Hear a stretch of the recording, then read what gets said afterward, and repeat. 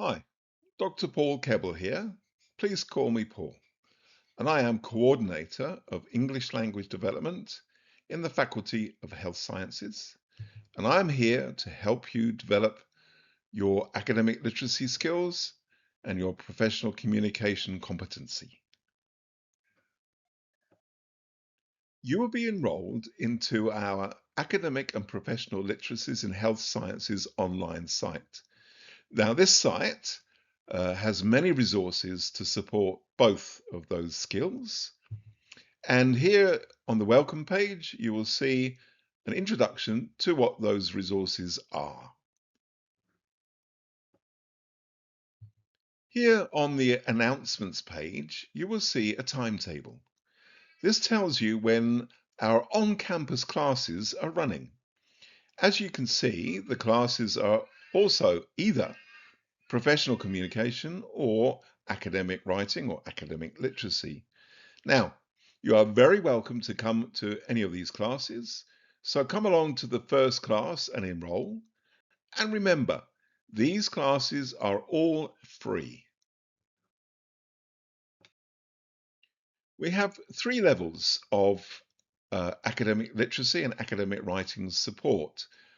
Now, this first one, stage one, is introducing you to academic writing and academic literacy and learning. Now, in many cases, this constitutes the PELA or PELT. Now, at Curtin University, all students are required to take a PELA or a PELT. And for Faculty of Health Sciences, this is our version. So what is it? Well, 6 videos. And each of the videos has 10 multiple choice questions. So you work through the videos, not long videos, 5-6 minutes per video, and you answer those 10 questions. The second stage, or the second level, is referred to as our success program. So our success program, again, involves 6 videos. Now, these videos are a little bit longer, but also involve you in answering multiple choice questions. In some cases, students will be required or recommended to follow this success program if they haven't done too well in their first written assignment. It's designed to support you to develop those skills that need to be developed. So the success program can be taken either online or on campus on one of those classes that I showed earlier. The third level, advancing academic writing, includes 10 modules. However, you can choose which of these modules you do.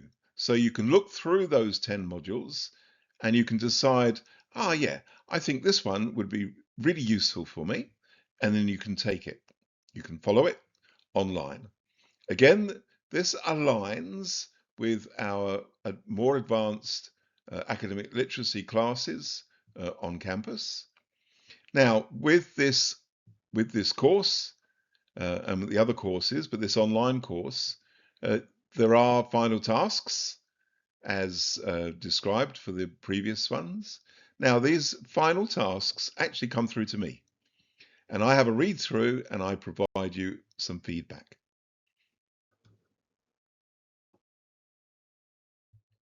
Here at the bottom of the menu, we have academic literacy resources. What are those resources? Well, booklets like the Concise Guide to Academic Writing, full downloadable books, academic writing. This is designed for our international students. Here we have Becoming an Academic Writer with a number of exercises. Now, you're very welcome to download this book and to do any of the exercises. Now, if you do and you want some feedback, then send it through to me and I'll give you some feedback. There are multiple videos introducing various concepts and ideas around academic writing. As you can see here, we have a look at the different styles of writing that are expected within health sciences. So reflective journal, reflective writing, case studies, report writing, and those academic essays. Now, in terms of academic essays, we also have a group of quality essays.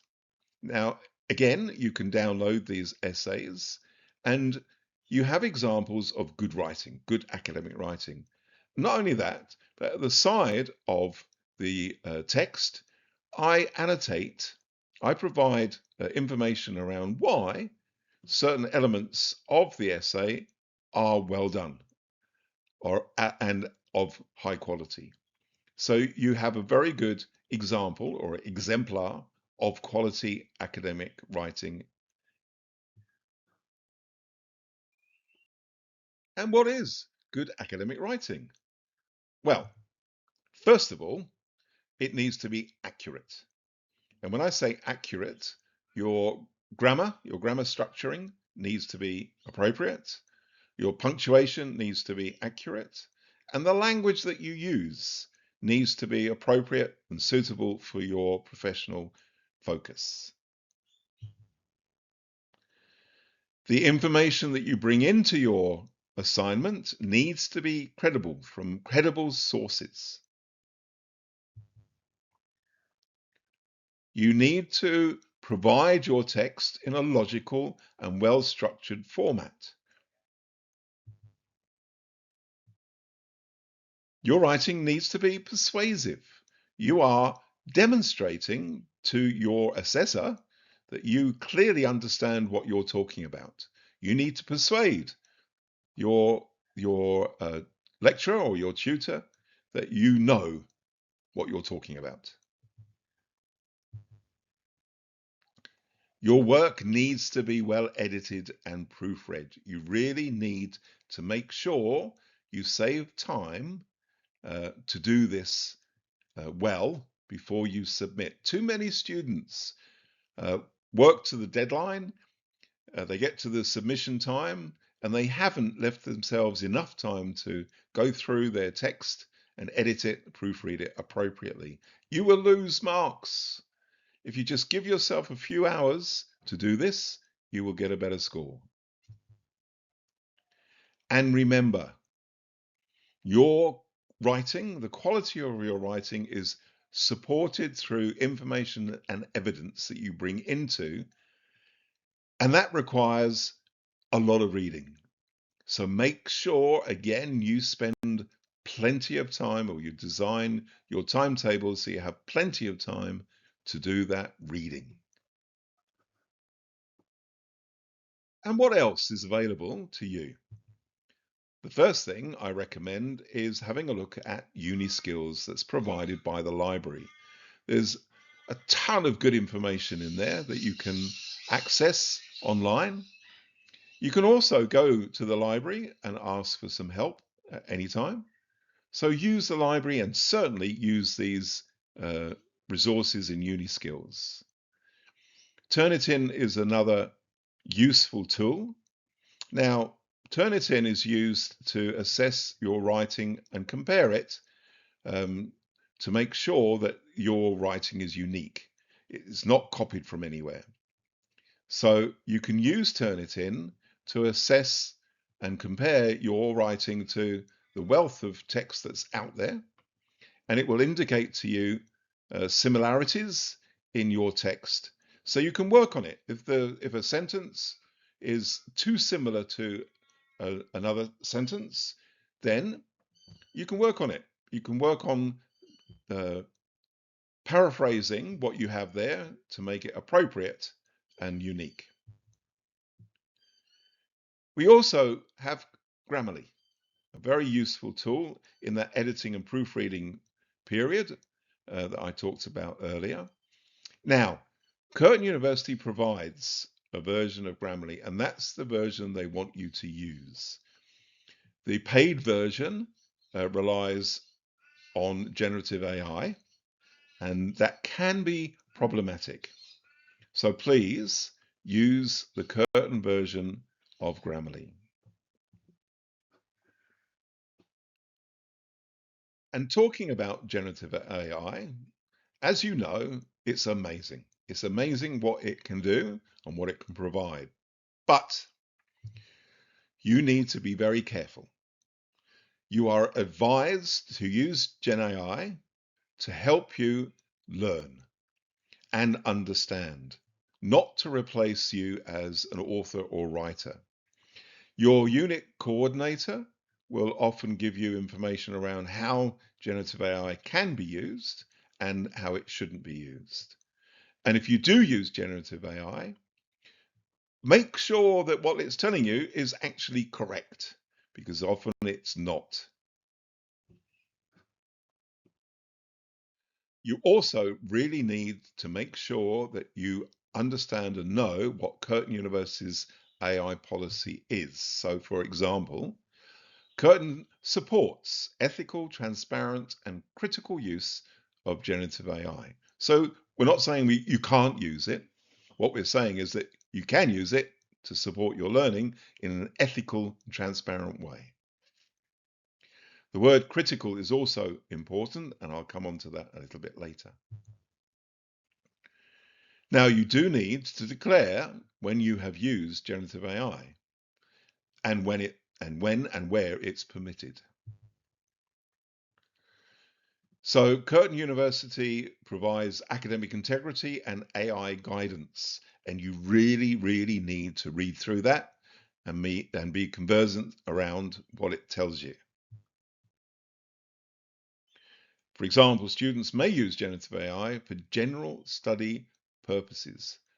However, how to use it within assessments need to be guided by your unit coordinator.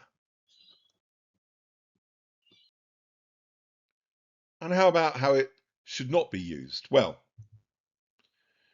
you don't submit work that is generated by AI as your own. It does not replace thinking, analyzing, or making judgments. These are professional skills that you need to develop. It can be supported, but it doesn't replace. Fabrication of information and those sources is something that generative AI does constantly. You should not be using generative AI for paraphrasing. And through this, you are disguising plagiarism, which is a serious offense. And again, I'll come on to this in a minute. And you do not use generative AI to create reflective or personal narratives. They absolutely need to be yours. As a university student, you are required to develop your critical thinking skills. And critical thinking focuses on knowledge, analyzing knowledge, reasoning, evidence, logic, the arguments you put forward, the inquiries that you make, hypotheses. These are all fundamentally based upon critical thinking. And a critical thinker needs to question everything. A critical thinker does not accept what they read or hear at face value. They need to go deeper, find out the evidence and the reasoning before accepting what they have read, a hypothesis or a theory or a statement. And critical thinking is at the heart of what it means to be both a professional and an academic in any field.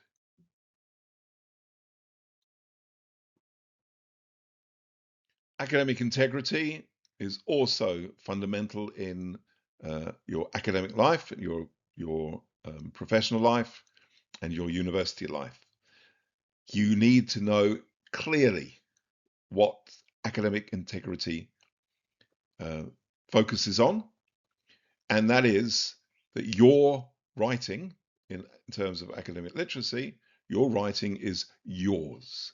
Yours. We want to know what you know and you understand. This is crucial for your university qualification. And you need to follow Curtin University's rules, as we've discussed earlier in relation to generative AI, but also academic integrity. So it's your responsibility to go into the university's site and read what this means. And remember, your academic and professional career can be at stake. For me, one of the saddest things is when a student comes to me and they have an issue, an academic integrity issue. Maybe they have used generative AI too much and it's been picked up. And so they may have lost the marks for that assignment, which means they may have failed that unit, which may mean that they have to repeat that unit next year. So you can see, it can be troublesome. Be warned. Let's move on to professional communication. And in our site, you will see a number of resources to support you in terms of being able to communicate suitably and appropriately and safely in a professional setting. So let's have a look at the list here. We have communicating in health professions. So if you go in here, there are a number of our health professions, or most of our health professions are covered, and each one will have elements and resources to support communication in that setting. Here we have Australian medical colloquialisms, focusing on Australian English, very useful. Then we have an area on medical terminology. So there are sites around developing your knowledge and understanding and even pronunciation around medical terminology. We have an area related to working with culturally and linguistically diverse people. Australia is a very culturally and linguistically diverse environment, and we bring ourselves, our own cultural backgrounds and our own linguistic backgrounds.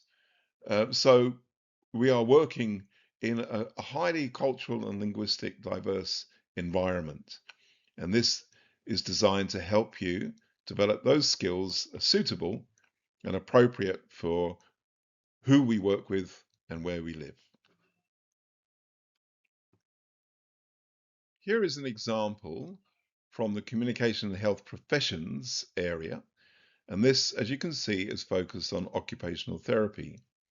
So there are videos of professional practice and role plays that you can use with each other to practice your communication skills. And here is an example of the Dictionary of Australian Colloquialisms.